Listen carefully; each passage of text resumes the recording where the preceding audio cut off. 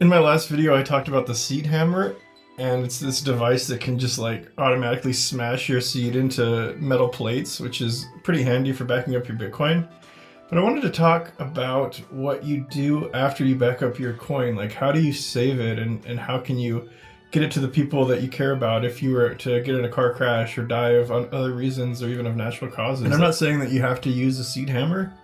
I'm just saying I thought this was a cool device. I don't actually have this device. I kind of want to get it though, but just to give you an idea of how simple you can make restoring and passing on your Bitcoin be, I wanted to show you this video that the Seed Hammer people put together of a 12-year-old girl being able to restore a multi-sig and gain access to funds.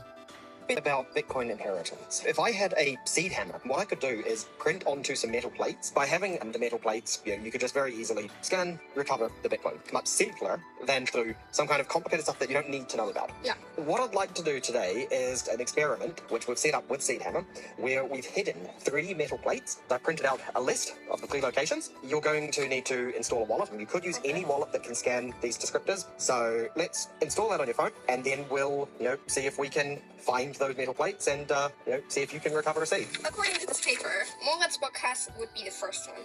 Take me there. What do you know about multisig?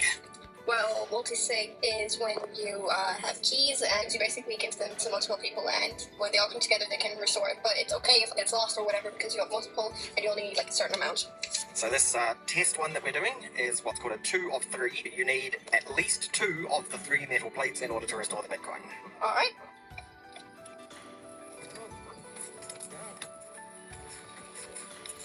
Yeah, behind the tent.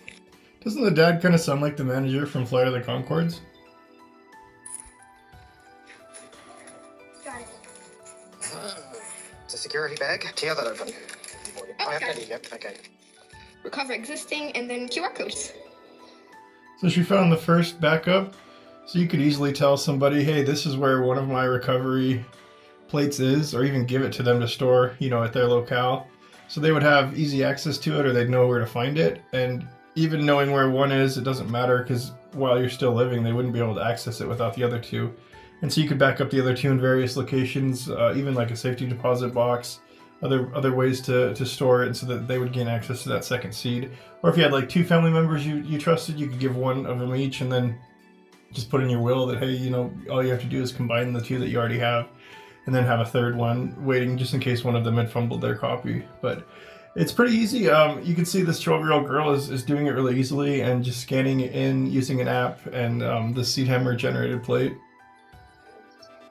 28% done. Scanned. Okay. Well, let's head off to the second location. So, next stop, Dresden City Center. Yep. Great, we're here.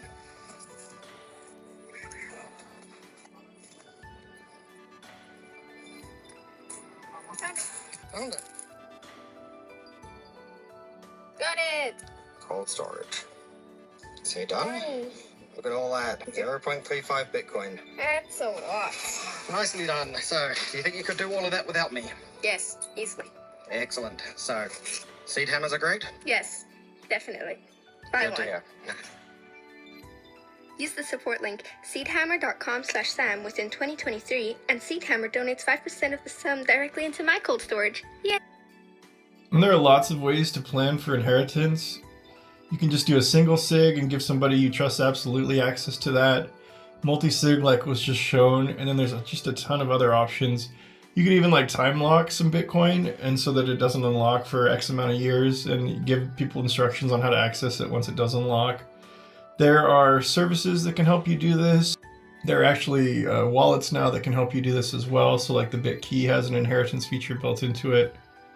A lot of ways to do this, but I think every Bitcoiner should have this planned out, whether it's just basic detailed letters in like a will or encrypted or with an attorney. Even something that's less secure is going to be probably better, because you want to get those funds to your inheritance and not lose them. So do the best you can here, or if you have nothing, start looking into this. And yeah, I just wanted to highlight some things. I thought that video was kind of neat. So that'll be it for today.